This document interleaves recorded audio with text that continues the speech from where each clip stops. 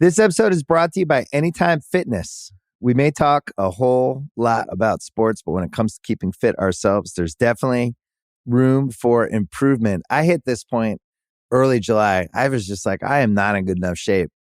I started trying to walk at least 15,000 steps a day or hiking or just anything to keep my legs moving. Now it's the end of 2023. I feel great. I had a physical 3 weeks ago, and the guy was like, "You're doing great. You're doing better than you were 3 years ago." I felt great. Whatever your goals are, progress is possible thanks to Anytime Fitness. Get a personalized plan and support from an expert coach anytime, anywhere. Visit anytimefitness.com to try Anytime Fitness for free.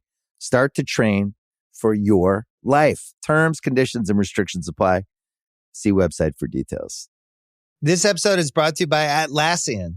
Atlassian software like Jira, Confluence, and Trello help power global collaboration for all teams so they can accomplish everything that's impossible alone.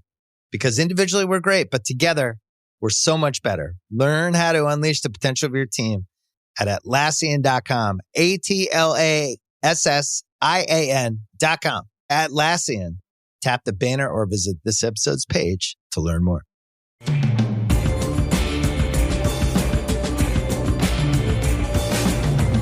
Took a lot longer than we ever could have expected, but here we are. Heat Nuggets.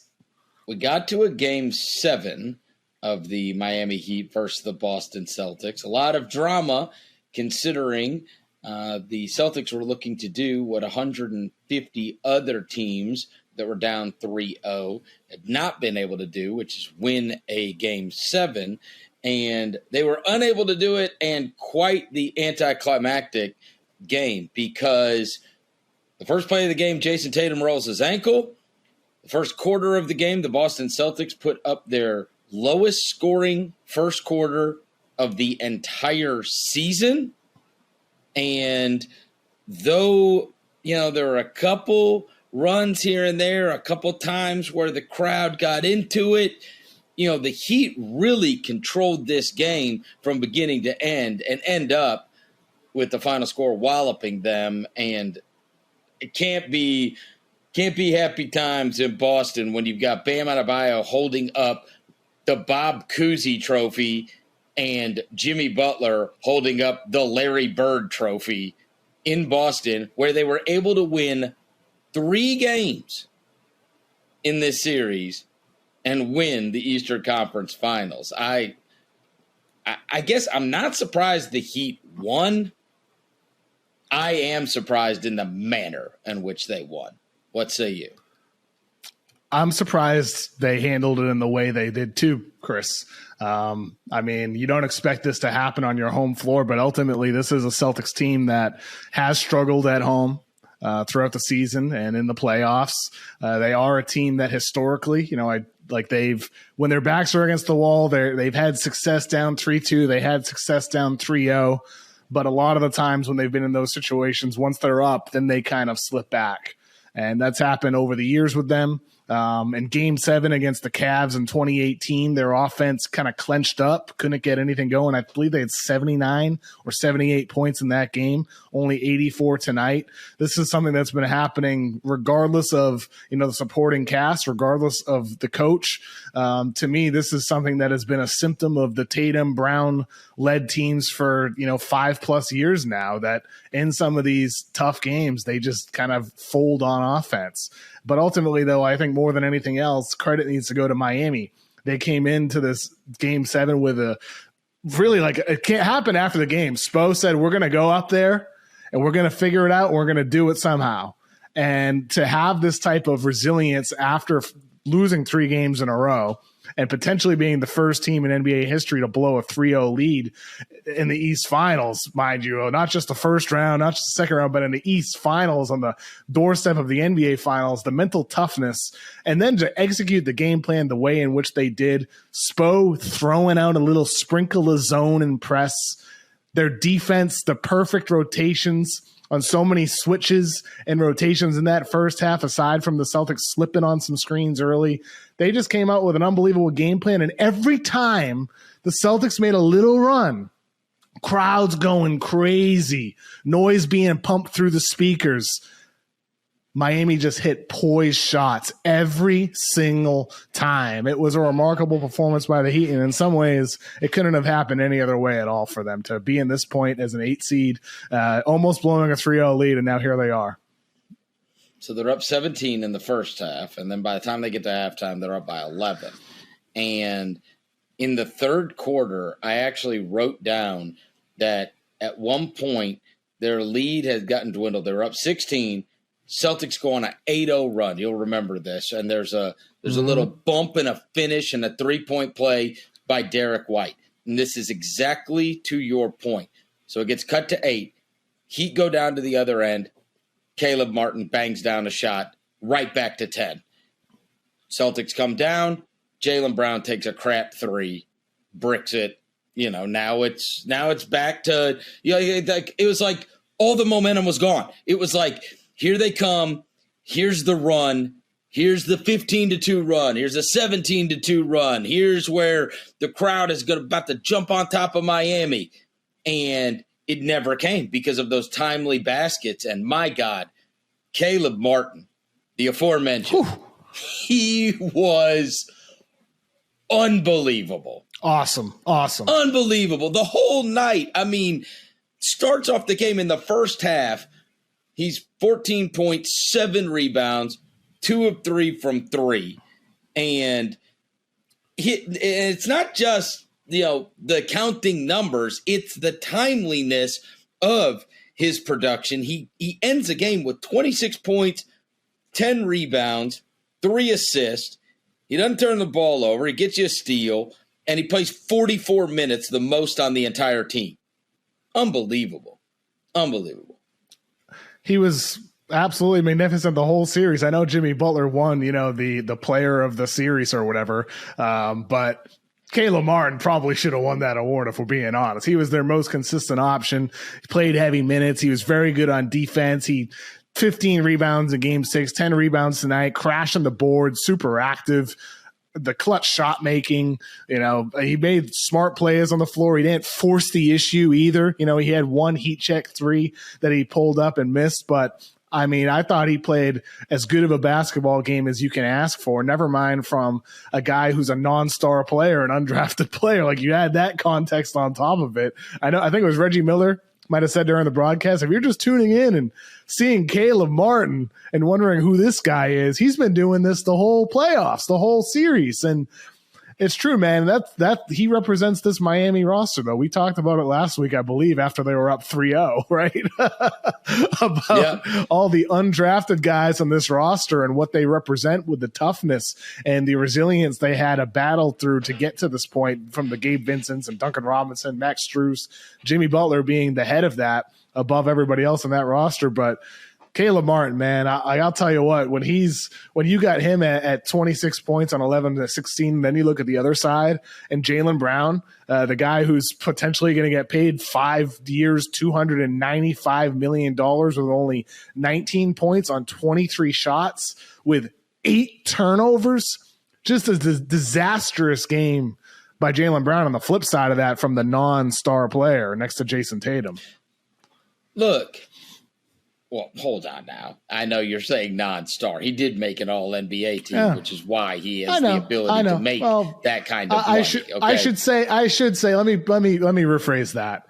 The non-best player, the non-best player, not so like Tatum being the best player and Butler being the best player in Miami. That's a better way to put it. And here's the deal: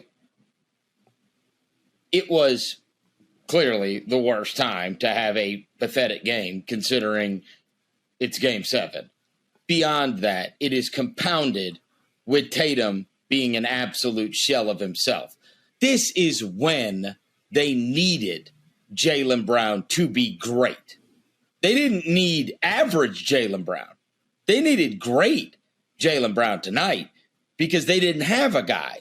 For the most part, it looked like Derek White. So, I mean, there were so many possessions where I was like, all right, so Derek White's the guy now? Because in their half court, there's so much bailout that comes along with Tatum in him being able to get you shots or get somebody else shots. He was unable to do either of those tonight. And you could see, I mean, He played through it, but he was wincing the entire game. Yeah, he was wincing the entire game. Definitely and he clearly was not able to be an impactful player. And then on the other side, they start hunting him. By the time it got to the fourth, they're hunting him because they know this guy can't move right. And so with Tatum banged up, they needed a great Jaylen Brown. And the other thing is this, Kev. We talked the whole series, and I know you tweeted this out after Game 6. They get this unbelievable Karam and the Derek White, miraculous finish.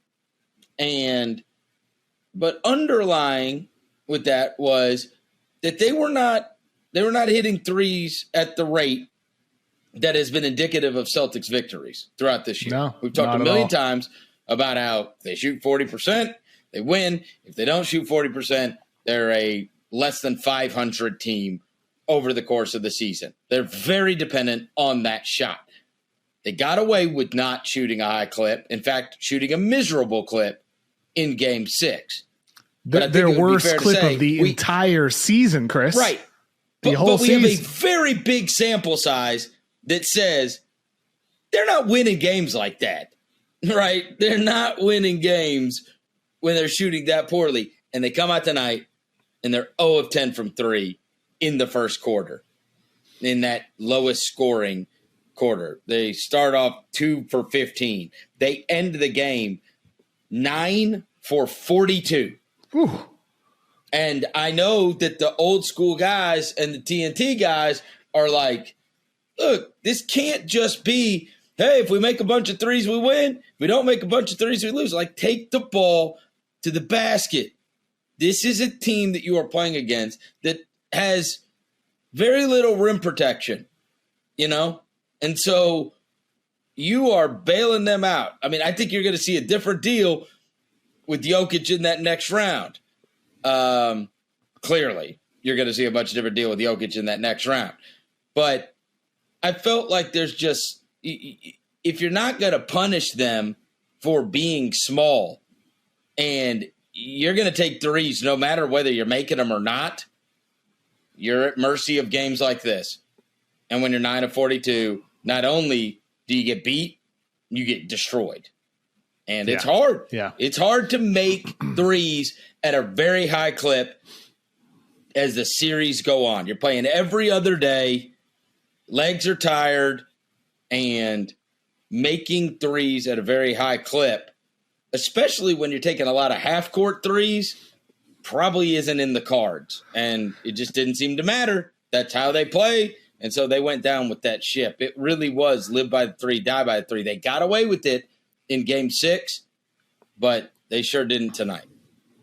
Well, I mean, within this series, Game 3, they shot 26.2%. They obviously lose that one considering they started down 0-3. That was at the time, their 6th worst three-point shooting percentage of the entire series. Game 6, they shoot 20%, their worst percentage of the entire season. Tonight, they shoot 21.4%, which tied for second worst percentage of the entire season. So, within this one series, they had 3 games shooting their worst percentages of the entire series. And I think that's in part by Miami's closeouts. We see Duncan Robinson block a Jaylen Brown 3 tonight. They're closing out really hard, trying to get them off the line, really closing out on the shooting hand side of those closeouts. But also I think it's tired legs too.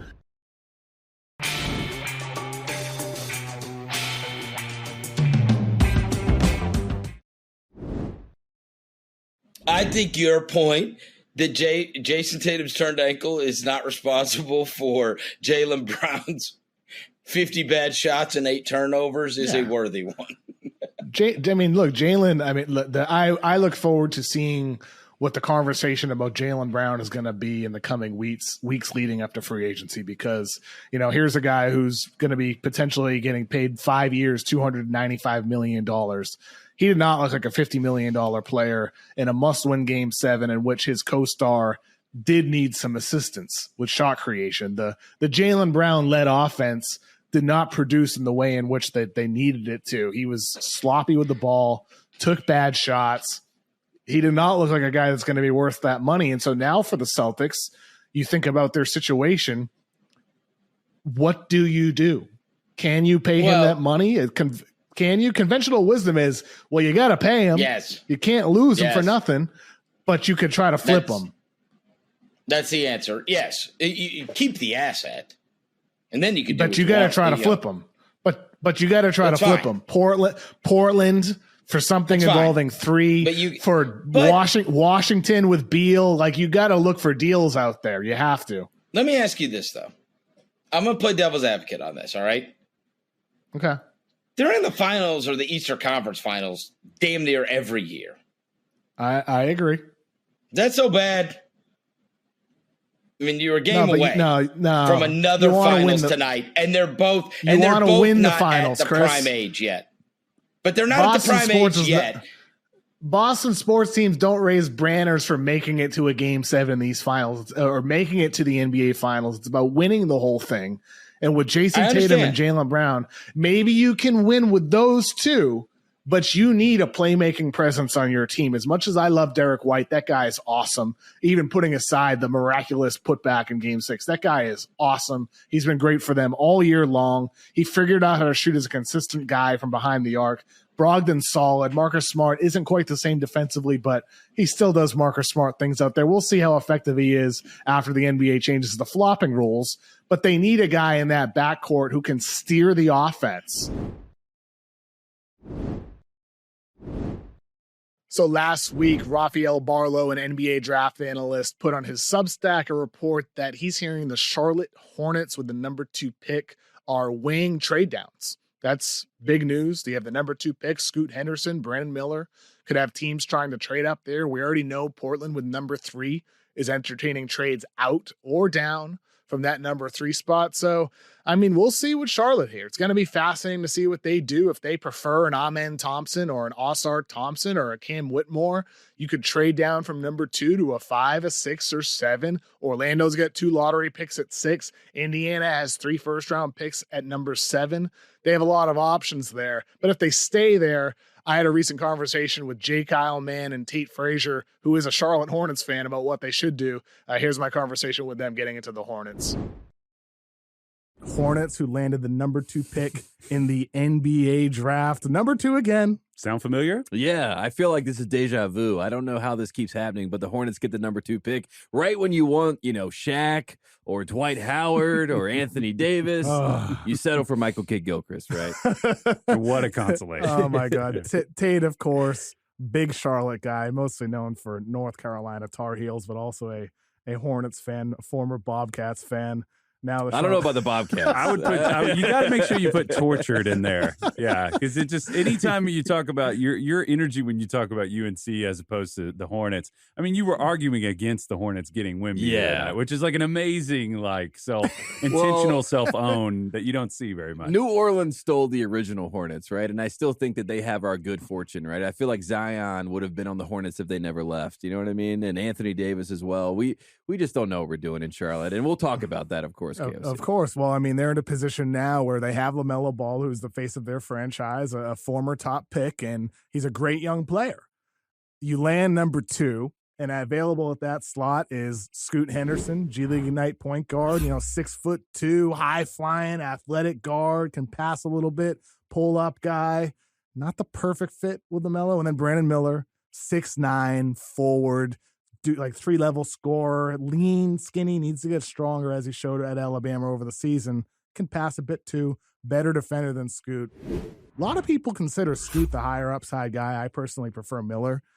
Charlotte's got a big decision here, and it's going to really steer the direction of how they're building with LaMelo. Do you have any sense, Tate, of what way the Hornets might be leaning with the number 2 pick here? Because this is really where the draft starts with Wemby going number 1. I know in your draft guide you have Brandon Miller. I like Brandon Miller as like a 6'9" shooting guard, someone that can initiate his own offense. I like that he has, he's a head-up dribbler, right? He's looking for guys. He makes plays for himself, makes plays for others. I think he would be a great fit there. And it sounds like early on, Charlotte is putting out that, Brandon Miller would probably be a fit for them more so than Scoot. And maybe that's because of LaMelo. Who knows? Interesting. Do you have any sense if this is something that could be like early on smoke screens? Do you think it's solid? I mean, how do you feel about how reliable that is this early on? I have been, I've been told things before, and they have gone different directions. Like one example, was Donovan Mitchell, right? Was a Charlotte Hornet. That was what everyone knew. It was kind of like a foregone conclusion. And then Malik Monk slips in the draft. Michael Jordan says, "I remember watching this guy score 47 I was points there in person." Yeah, right. Yeah. So, and we know the rest is history. Malik Monk ends up going 11th. Donovan Mitchell ends up not signing with Jordan. And, that's just how things happen in the draft. But I think as of right now, the Hornets probably are going to put out to the world and with their headlines that Brandon Miller is the pick, which is good for Portland, right? Because they're shopping that third pick. And if you believe in Scoot Henderson being a franchise level player, maybe they have a better ability to shop that pick. I think either one of those players works, hypothetically, with LaMelo. I think the beauty of LaMelo is his game, which is just fun to watch. But I think his kind of pliability in the half court. People think of him as when he came into the league, you were like, okay, he's going to have the ball in his hands a lot. He's just everything's going to kind of be Trae Young style. He's going to dictate everything. And he doesn't play like that. LaMelo is very comfortable. He's more of the Steph species of player than, I'm not trying to compare them directly, but I mean that in that he'll come into a half court set, pass the ball, make a cut. He's really willing to move off the ball. He's a pretty solid relocation shooter from three. And I honestly think if you look at them, the two of them side by side, I think that Brandon Miller and Scoot are kind of on the same level as passers. I don't know that people who have maybe not paid super close attention to would know that, but of course it's just my opinion. But Scoot, I think would give them. He could take on-ball assignments. He could be a ball pressure guy. He can give you some rim pressure. And I just think the two of them have a nice dynamic that would sort of flow together. And I think that's mainly driven by the fact that LaMelo, and you put LaMelo's passing within the flow of their offense, I think it could lead to some pretty promising things. Yeah, I see a lot of hockey assists in the future with LaMelo, and I like him as kind of a de facto two guard. I think that he has the size to be a two guard. I don't think it's going to hurt them on the defensive end. And if you have someone that can get downhill like Scoot, it takes pressure off LaMelo, probably gives him more space to shoot the ball because, like you said, he's a Steph species. And if you have someone that can get downhill and create space for you, drive and kick, I mean, those things all check the box. So some of the early stuff I saw about maybe you shop LaMelo for Scoot, I think they actually can play together. No. Don't do that. Don't do that. Don't do that. Please That's don't do Talent that. level, they're on different planets, I think. Yeah. And I think, Kyle, you're right on. I mean, they could connect, like Tate said, a lot of hockey assists potentially in their future if it's Scoot and LaMelo. And the ball pressure aspect, you're right. That's what Scoot would add, getting to the basket, rim pressure, I should say, getting to the basket, driving. It's both guarding the ball and attacking the basket. For sure. And I think, the reason why I lean towards Miller, which is why it's interesting that's what's floating out there right now, with Miller possibly being. I'm pretty sure Kupchak already did an interview where he kind of said, they like Brandon Miller's game. We saw Malika at the lottery show. She asked about Brandon Miller to Woj. He said that teams, as they're doing their evaluations, they feel fine taking him number 2, number 3. So yeah, and I just think the playmaking ability is there. I mean, we've seen him have so many chase down blocks over the season in Alabama, the willingness to take charges. I just think the defensive versatility he would add to that team. If you re-sign PJ Washington, a restricted free agent this offseason, you got Mark Williams, who helped you have one of the top defenses in the second half of the season as a rookie big. Suddenly, if you got PJ and Mark Williams and Brandon Miller, Dennis Smith Jr., nice veteran. Lest we forget Nick Richards, folks. Yeah, come on, right. Come on. Solid. Who picked Kentucky because his favorite color was blue? One of my favorite recruitment stories ever. I mean, as Charlotte, I mean, the roster is they had high odds for a reason. Mm-hmm. It's not a good team. LaMelo missed a lot of games, but there's something there. There's something there, but they have to get it right with this pick. They have to. They can't have a whiff. There were little inklings of defensive traction for them towards the end of the year that were they were there. You had to be paying attention. Mark Williams, it's there. Yeah, the rejuvenation of Dennis Smith's career. But yeah, I think Miller fits with them for the reason. I think handle is the key thing. If you're that size and you can handle the ball and shoot, it just opens up so many developmental pathways. And he seems self-aware. Like you said, we talked to him earlier. You talked to him in Houston about his ability to get to the basket. I think it's less a question of like whether or not he can. It's more of a physical question for him, whether he's going to be able to become a good finisher. Probably more like Jason Tatum, honestly, the way he's had to develop and sort of weaponize his scoring and playmaking ability. But yeah, you add another handler like that's 6'9". Why not? And imagine a backcourt if he were to become a 2 guard, like some people have speculated. If you have a 6'6" point guard and a 6'9" 2 guard, that's a mismatch. I mean, that's hard to deal with when you get to the playoffs. So I think that would be fun. I mean, I hope the Hornets are in the playoffs soon for your own sake, Tate. Hey, we'll take the play in. We'll take the play in. Thank you guys for joining me to talk about the Charlotte Hornets. Glad to be here.